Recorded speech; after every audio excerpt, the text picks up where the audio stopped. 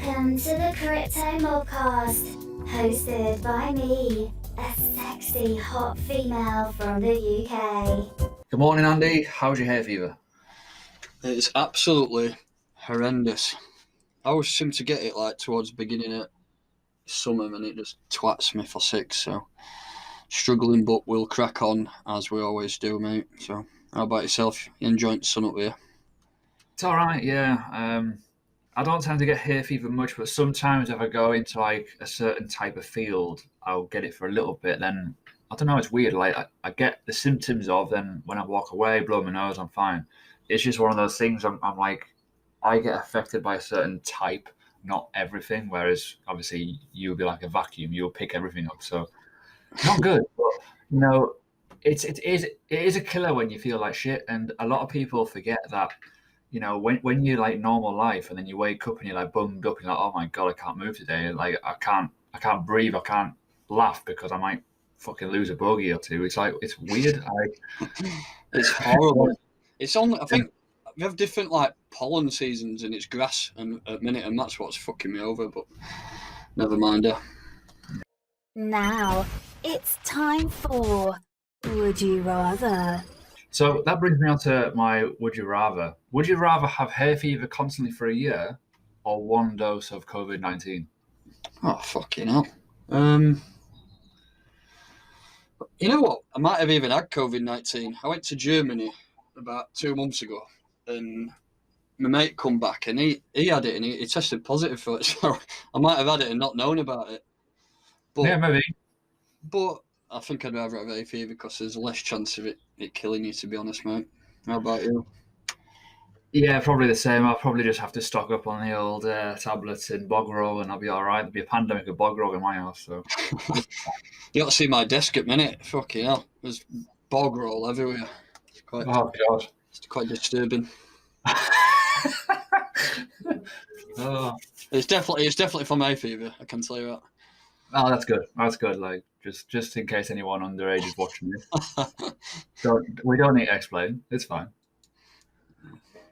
Anyways, should we crack on with the news? Yeah.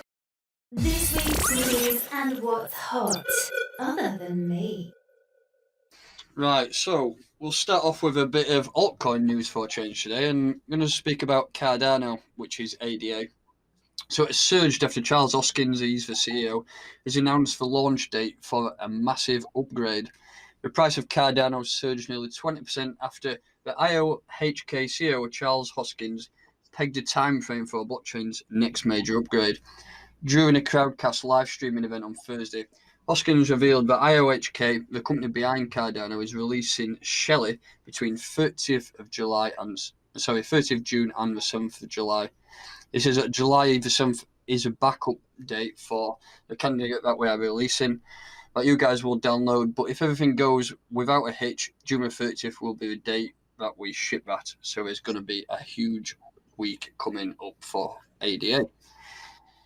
You hold quite a bit of ADA, don't you? And you were saying it's made a fair bit of cash this morning just on the investment alone. So not even. Yeah. My aim is to accumulate it. I've got it on the exchange at the moment. Same with VeChain.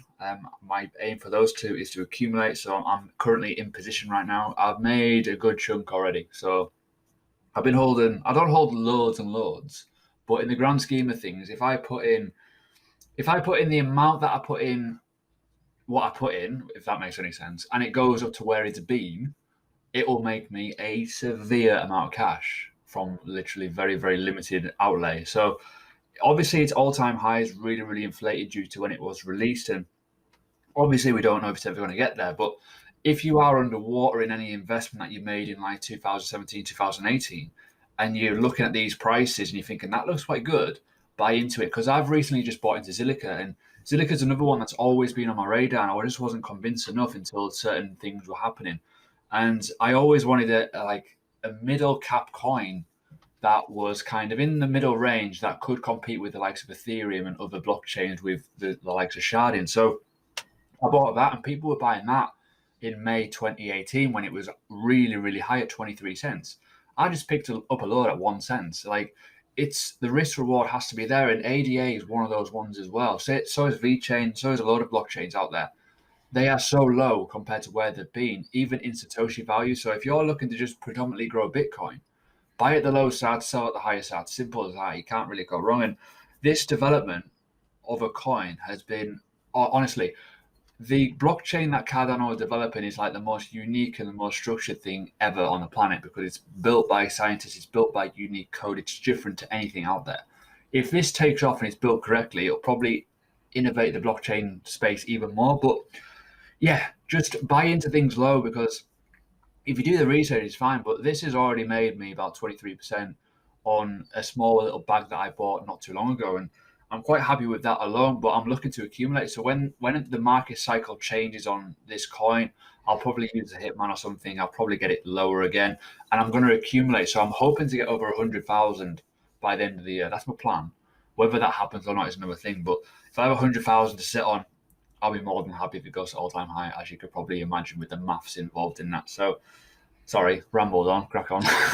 I think there is, though, in that you could say the top 50 coins, the ones that have been around pre-2017 bull run, I think a lot of them that are still going and still have a plan and a decent roadmap in place are just absolutely beautiful entrance levels now because they're all on their ass compared to what it was at all-time highs. And some of these coins, they can shoot up 2,000-3,000% in a blink of an eye. And that's what happened in November 2017. You had all these coins which were less than a penny, and someone was shooting up to $1 just out of nowhere. And that run was mental. And there is potential that we could see that again. I mean, how many times that happened over the past since Bitcoin's been out? There's been a fair few periods where we've had plus 1,000% gains, and that's going to happen again at some point. If it's happened before, it's going to happen again, isn't it? Oh yeah, definitely. But like a lot of people give me a little bit of shit at the moment because obviously I'm saying we're going to go down again, Bitcoin and Ethereum. But people don't realize that I hold cryptocurrency. People often trigger and think, "Oh, he sold all his Bitcoin. He's a fucking loser." No. The idea is always to hold a winning ticket. That's why I hold certain altcoins. I've always held them for a while, and I've got plans with everything that I'm looking to do. The only thing that I'm not complete with, and it's annoying me, is Ethereum. I don't have enough Ethereum to be happy. I've got enough Zilliqa, I've got enough VeChain, I've got enough, like, all those coins I'm really happy with. I'm like, cool, got enough Bitcoin. But I would, by the way, disclaimer, if Bitcoin goes down to 4K again, I would definitely buy more, just to be sure, just to be safe. I think you can't refuse them prices at 4K if we do get it. And like it's the same with, you don't know what's going to happen. And if you buy low and you are using money you can afford to lose, or you're using profit or whatever, just go for it. I mean, too many people buy high because of the hype, but too many people then, when it comes down to the crunch, or when it goes down to low prices and the developments have not changed and they have improved, not so much developments, but the fundamentals of the coin has not changed. It's still good. It's still perfect investment, as in what you would have bought freaking at the highs. People don't want to buy at the lows. They just go, oh no, I can't do that. I've already lost 98%. I can't just buy more. Hold on a minute, mate. You put 500 quid in at the top. You've got fuck all for your money. You can put 500 quid in now and get literally 9 times more than what you got at the top, and bring your dollar cost average down literally to about 20 cents away from profit. Why don't you do it? Oh, I don't want to do it anymore. I'm a bit scared. That's what happens. And like the money's there when you actually just buy low. And if someone bought at the top of like Cardano, for example, and literally lumped in right like when it was at the lows, or in March lows or whatever, you'd probably be in profit now. That's the thing. And people don't actually trigger that in the head as an investor. And that's where the investment mindset comes in. And that's where like a lot of people say to me, God, you've got some strength, haven't you? You just chill, yeah, because I can control what I'm putting in. It's fine. I don't have to lose. I don't have to worry about what I lose, basically, because it's one of those things. Yeah. Anyway, let's move on. So we've all heard about the Goldman Sachs news this week. Well, should I say the criticism.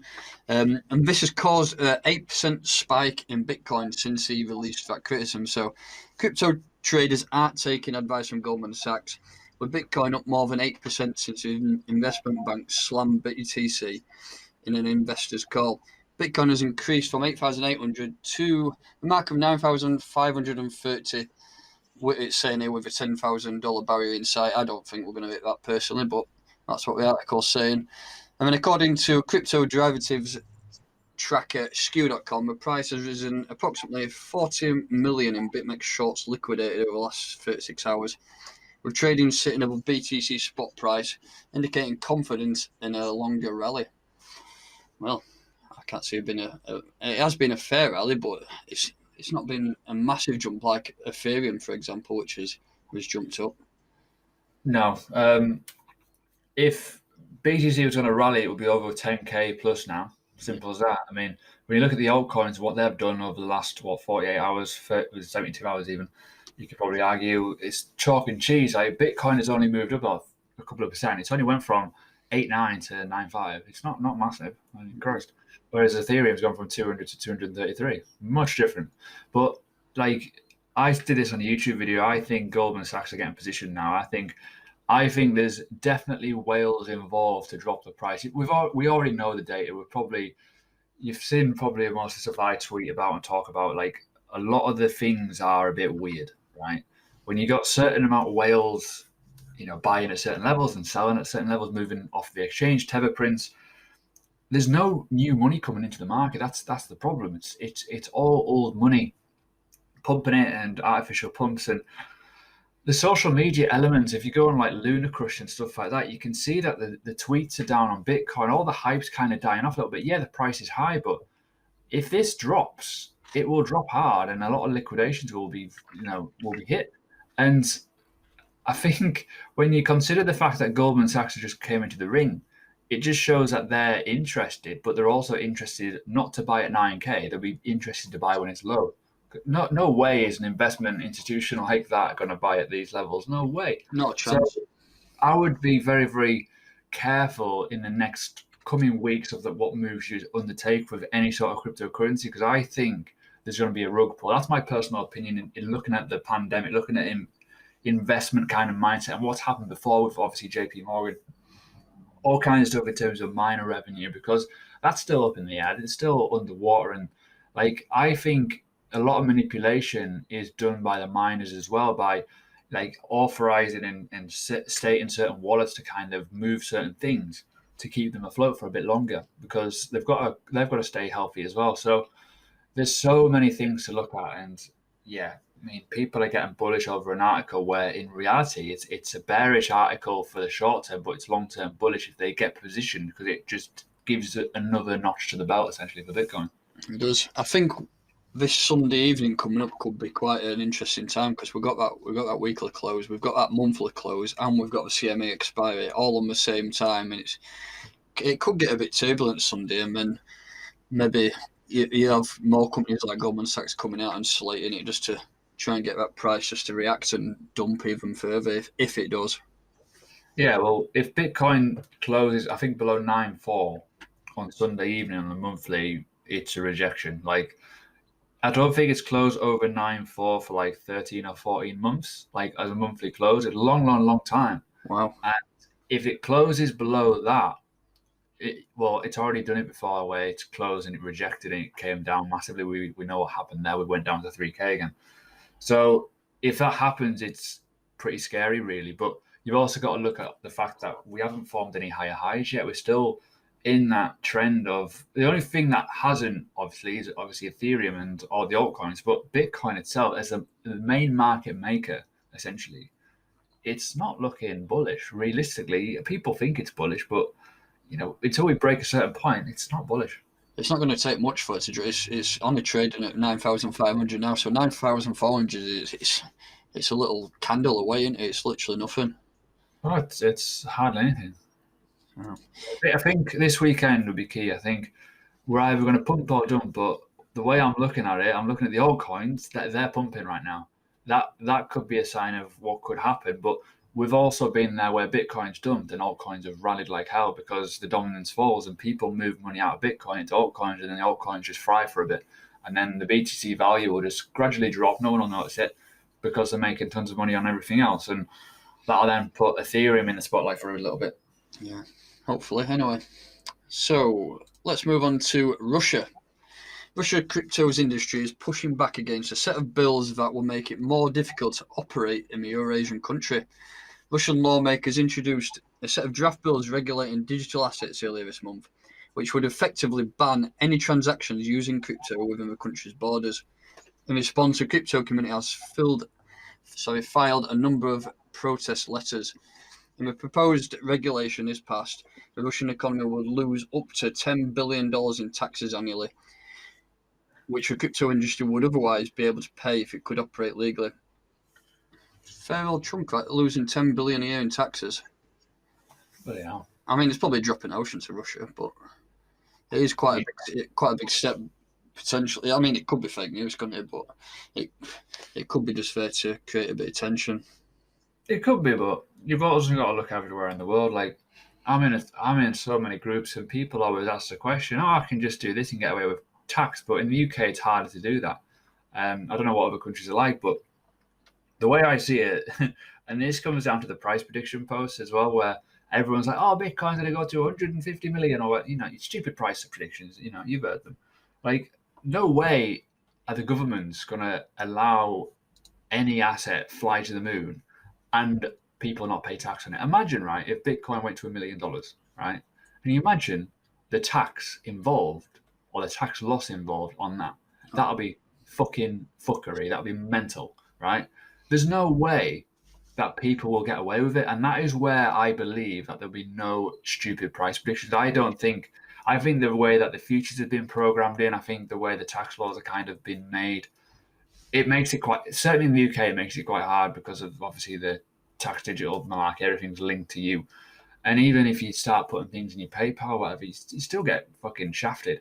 But the big fundamental flaw with all this is people are forgetting about, like, it is a decentralized asset, but you've also got to cash it out in your bank. There's nothing ready available to just go Bitcoin to Bitcoin or whatever. Like, you can't just go into Tesco's or whatever and just buy everything in Bitcoin, because when you start putting in your details for KYC for the likes of your Monaco card or crypto.com or whatever it's called now, that is all linked to your personal details. They know exactly what you've cashed into sterling in the UK. So you're kind of shafted. You can't just go and put fucking 500,000 on your card and just spend it willy-nilly, because it'll catch up with you. And people often forget that, because that's the whole idea of the KYC and stuff like that.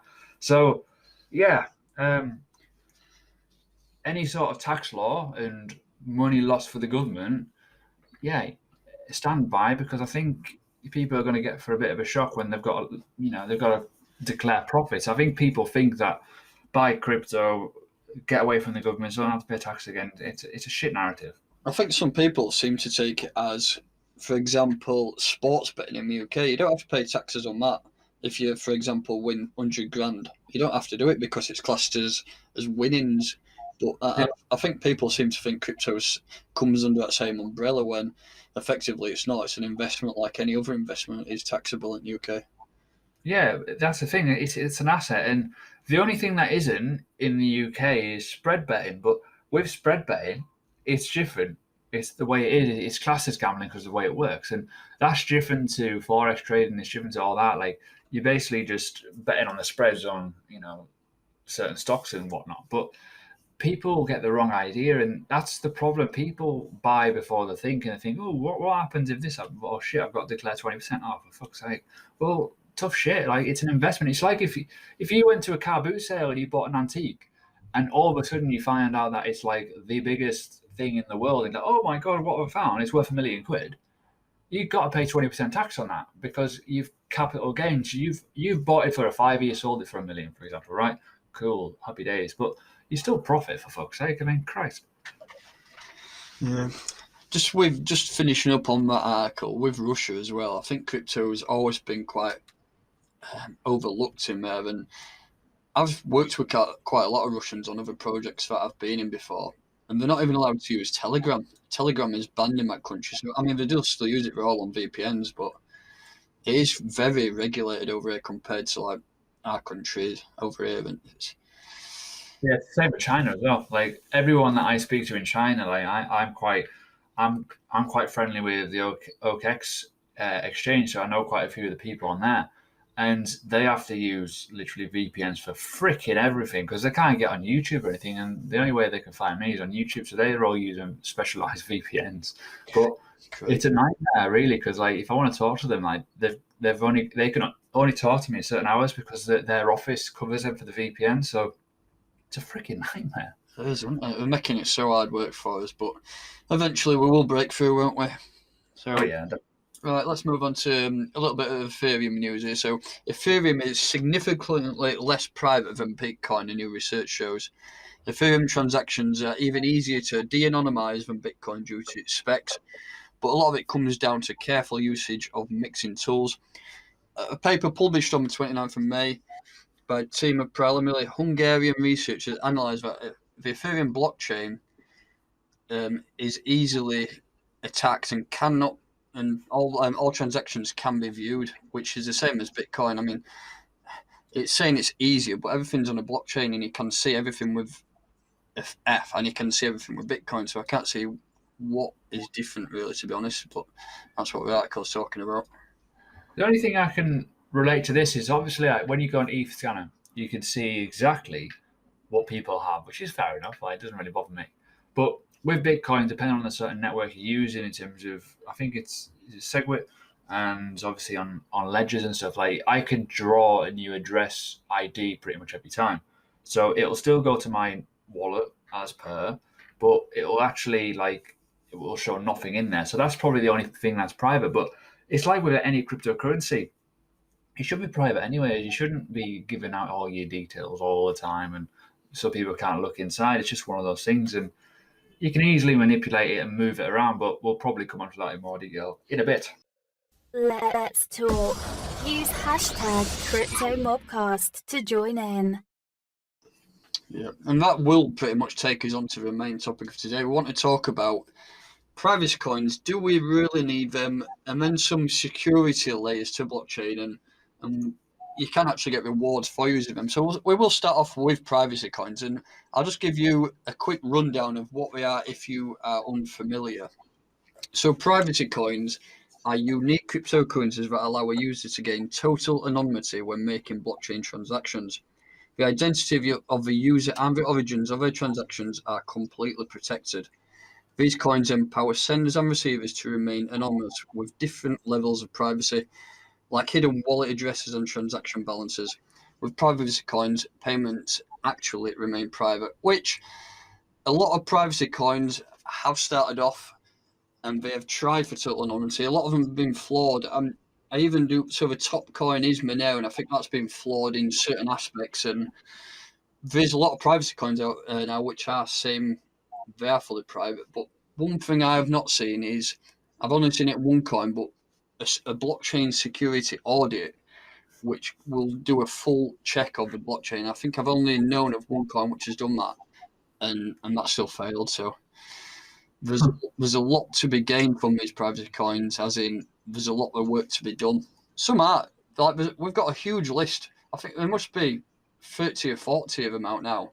Actually, an article here, there's just estimated there are 63 different privacy coins available for trading. That's a lot. And to say that a lot of people don't know about them, it's quite interesting, really.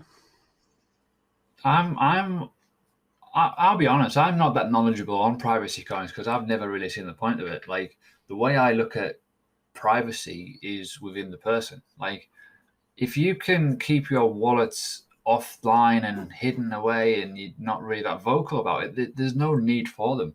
But the way, obviously, if you're moving loads of money around, there's obviously going to be a need for that. But the way I look at it, and I'll probably play a bit of devil's advocate, is why do we actually need them? Like, as a question, like, considering we've just talked about taxation and all kinds of stuff like that, why do we need privacy coins? Why do we need to remain hidden? Just on that, we're talking about privacy coins, but the actual most untraceable source of money is cash.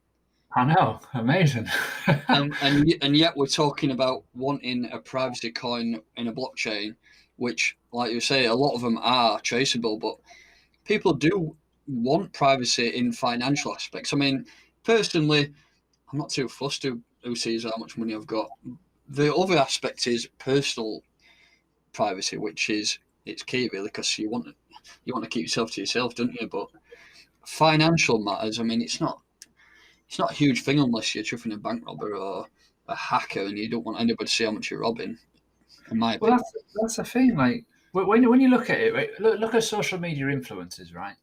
For them fuckers to make money, they've got to show wealth. And I think this is going off topic a little bit. There was a forex scammer called Kez the Guru.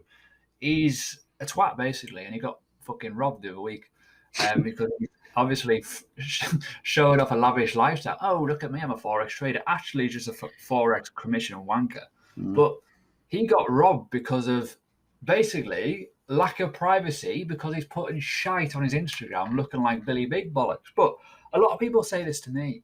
Like, people like go, oh, you're full time in a space, you've got your own company. Why would he not show it off? Why do you fucking think? yeah. It's fucking obvious. Right, literally from my window here, you can see B&Q. B&Q has a whole range of hardware products that they can basically chop my hands off with and nick my ledger.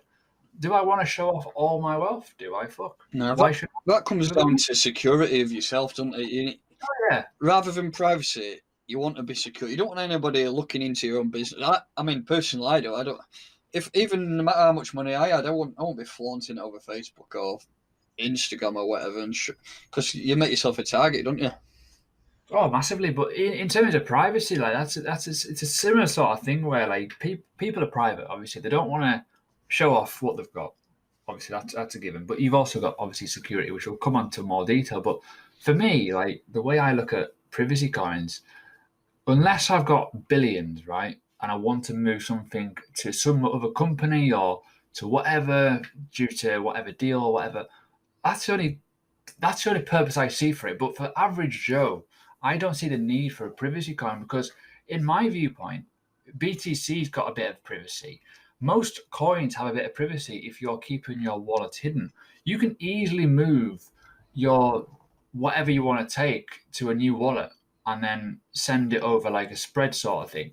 But it's just entirely up to you. But the way I see it, and you've already alluded to it, I see a lot of failed projects with privacy because something goes wrong. There's always some little glitch that, like, oh shit, it doesn't even work. Fuck. It works on testnet but not on mainnet. Well, what's the point of releasing it then? All that sort of stuff, like, just hampers the price. But I see, in my personal opinion, this is not like any sort of dig, but I see privacy coins as the one that probably won't be the one that takes people to the next level. I think there's better types of coins out there that are more efficient that will be used as a currency than a privacy coin, because I think the audience level will be less unless you've got millions and millions of millionaires in the future that will be using it. But until that happens, it's kind of still unknown. It's speculative, isn't it? Yeah. One thing that will beat privacy hands down, and which people will go for, is speed. People want things done in a split second, don't they? I just want to talk about a couple of privacy coins. I'm not going to name them, but we know in the crypto space there's been a lot of scammers and projects are just set up solely for scamming people. And you get privacy coins now that come out that are so private, you cannot track the holders on a block explorer, for example, because you don't know who's got what, and therefore you don't know what the supply is, you don't know what the development fund has in. For example, you could have a privacy coin that has 60 billion coins, and 59.9 billion coins could be held by the development fund, and you don't know because it's that untraceable. You don't know who's got the coins, so there could be a million in supply, and that's what people are trading, and then it just could get dumped forever, couldn't it? There's certain levels of privacy, but going full blown privacy is just a bit ridiculous in my opinion. Well, that's I wanted to allude to that actually, because you've kind of hit the nail on the head. I often preach. Don't preach, fuck me. I talk about coin research, right? And coin research is like the obvious thing that people do. Not many people do it correctly, but when you look at some of the privacy coins and you can't see the team and you can't see any sort of previous information, and you're looking at these websites that have just been knocked up on WordPress, it doesn't have a maximum supply, it doesn't have a total supply, it doesn't have a team, for example, it doesn't have a list of like partnerships or rewards, because it is at fucking private, it defeats the object of an investment. And if you're investing in an asset that you believe that will become a top privacy coin that could lead the way in the future, it might be a good one. But you can't buy something that you don't know, or someone's got a horse as a profile photo. Hey, I'm Donkey Doo Doo, and I'm the lead developer who's fucking basically fucking Donkey of Shrek. Like, no one's going to believe that or want to invest in that. And that's where the problems lie. And I also hate, now, I know it's such a thing because of Satoshi and that, but I hate going on Twitter and you're seeing, like, I understand why people do it, and I have a different thought process on it. And like, you're the same. You want to show your face and you want to give that trust factor. Obviously, I do. I wouldn't get as much business into, like, say, education, for example, if I was hidden behind a fake profile or no one saw my face. It's just that trust factor. But it's so many different lines to privacy and trust and security where, as an investor, you want to understand what you're buying. Like, if you're in the stock market, as an example, and you bought into, say, Uber, right? But you didn't know who the Uber, like, management team or the directors were. You didn't understand what the business model was. You wouldn't buy it off just a name called Uber. Oh, Uber, we're going to automate the taxi service. All right, cool. Can you tell me more? No. It's like, all right then, fuck off. And you just walk away. That's what I see privacy coins like in certain ways. Obviously, Monero and stuff like that's a bit different. But when you look down the back alleys and you look at, like, Masternodes and all kinds of dark, dingy shit, you see some absolute shit. And honestly, and I see it on Facebook all the time on little groups like, oh, I found this coin. It's really, really good. Yeah. How have you found that? I don't know. Who told you about that? Or some random guy I met in the pub. It's going to be dodgy when that happens. And that's where the things lie. And that's where people lose money, because they're buying into shit projects because they're built off buzzwords. And privacy is a buzzword and people want that. But I don't think it's valid yet. I agree, mate. It's like with Bitcoin. There's a question here on this website, and it says, "Is Bitcoin really private?" I mean, it is private to a certain extent, but it's totally traceable. So, I mean, traceability and privacy. I mean, you can call them the same thing, but you do get that privacy in a way, don't you? That's the whole idea why Bitcoin was made, though. It was built to work on a trustless network, so you could see what was happening, and you could go down all the blocks and have a little giggle at what people write in the messages and stuff. That's the whole idea of it. It's fun, but, like, the way it goes is, like, it's personal security more than anything. Like, if you're clever enough to keep your wallet safe and fucking out of the fucking firing line, well, it's fine. Like, gotta think of it that way. But too many people go, right, it's got to be 100% private. No one can ever know that I've got $3.50 in it. It's fucking nonsense, really. Yeah.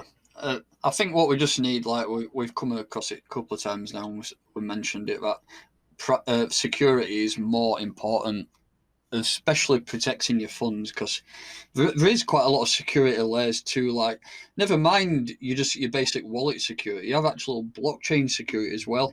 So, for example, proof of stake, that's a security layer.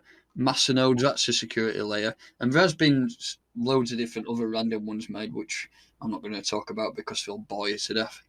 But proof of stake is one of the best and most well-known security layers, because if you hold your money in a certain place, you get rewarded for it, and therefore that secures the blockchain in a way. And Masternodes works the same way.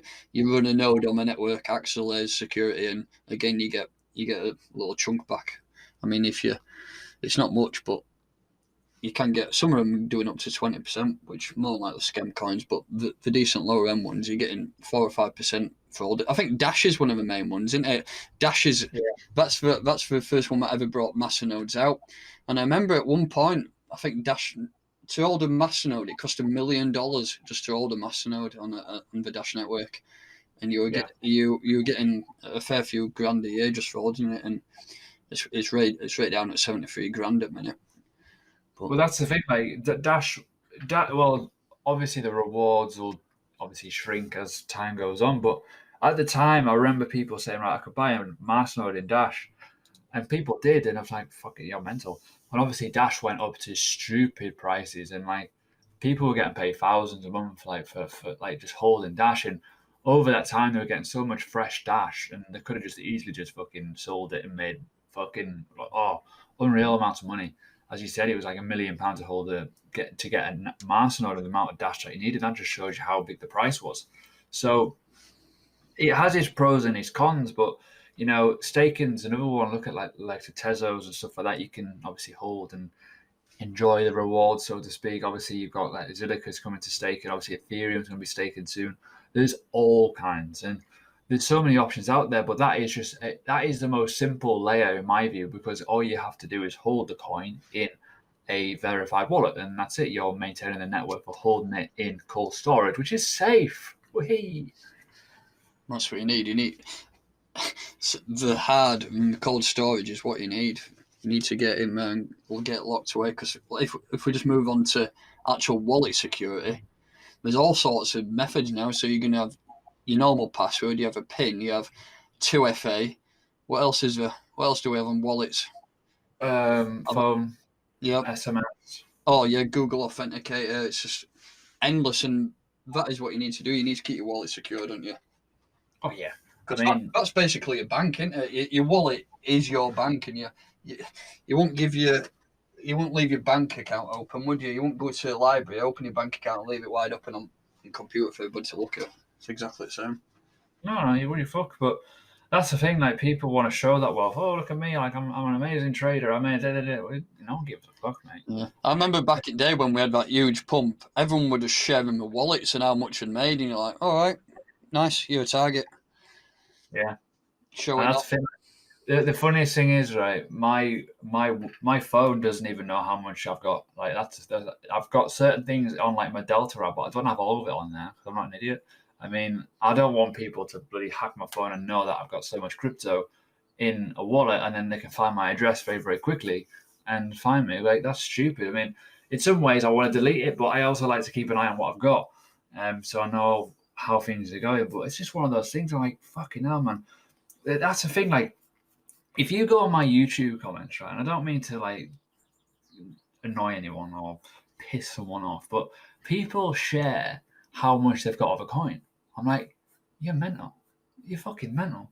I mean, I don't want to know how many thousands of X, Y, and Z you've got.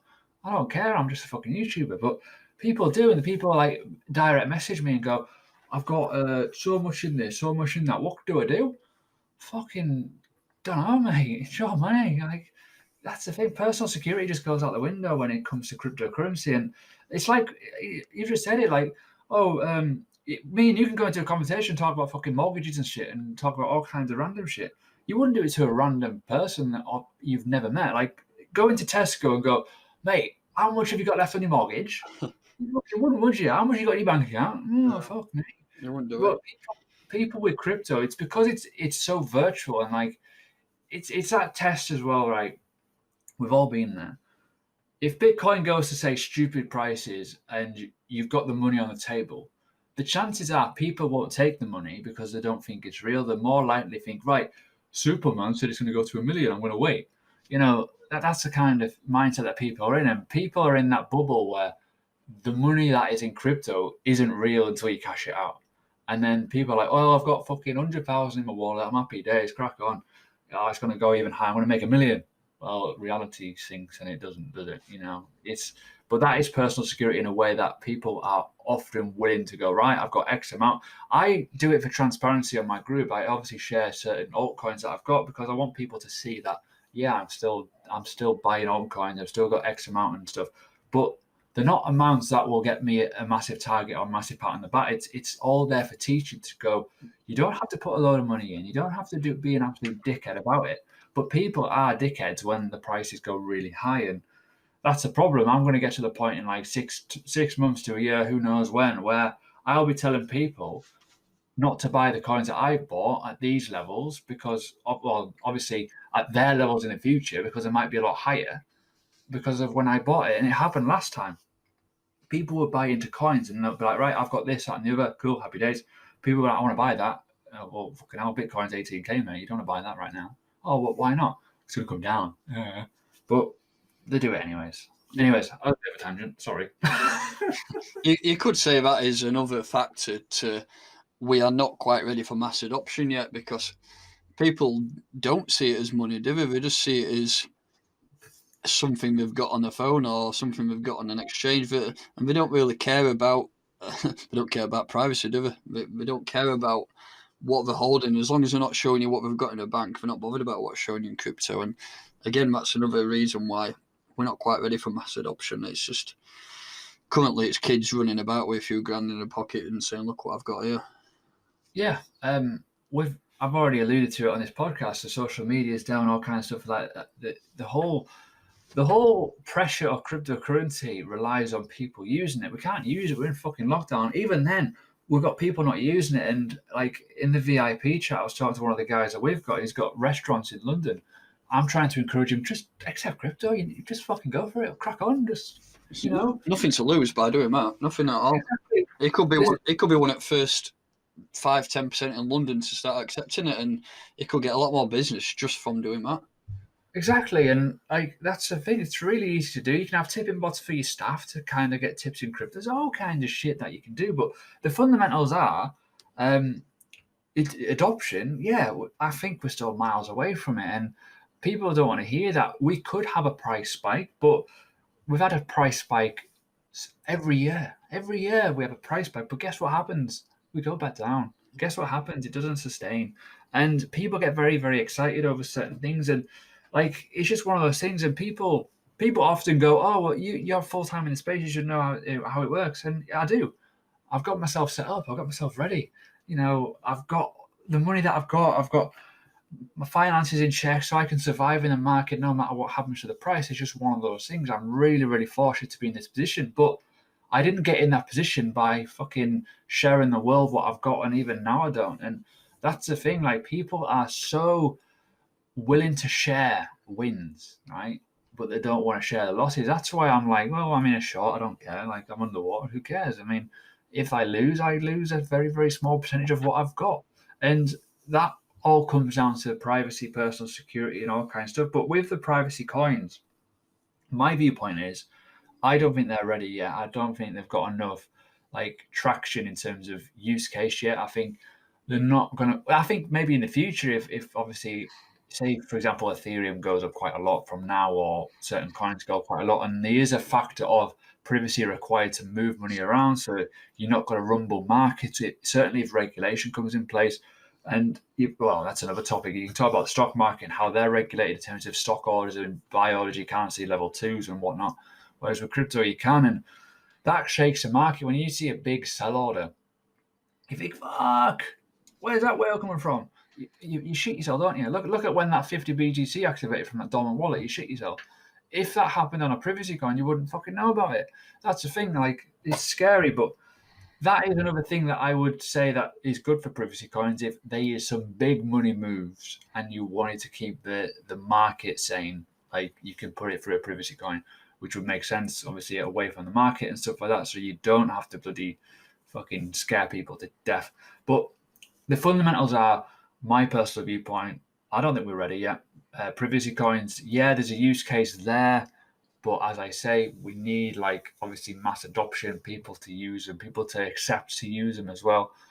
There's so much out there as currency though that overlooks privacy coins because there is other alternatives that are faster, that are cheaper, easier to set up, all kinds of stuff like that. But you're more the expert on privacy than me, so but that's just kind of my take. Yeah, I do think with a privacy coin, I think there needs to be. I think Verge currently does it. I can't remember what I thought Wraith Protocol they have. So they have a wallet which the Verge currency is traceable, but they have an option in the wallet to click and send it completely private. So that Wraith Protocol, I'm not sure if it got implemented or it's still ongoing. I do believe it's in, but you can just click a button and you can choose whether you want your transaction to send through completely anonymous or don't click it and you can send it as a normal payment at speed. So I think that's kind of an option. If you do want to have your privacy, then the option is there. But like I say, speed beats privacy in my opinion.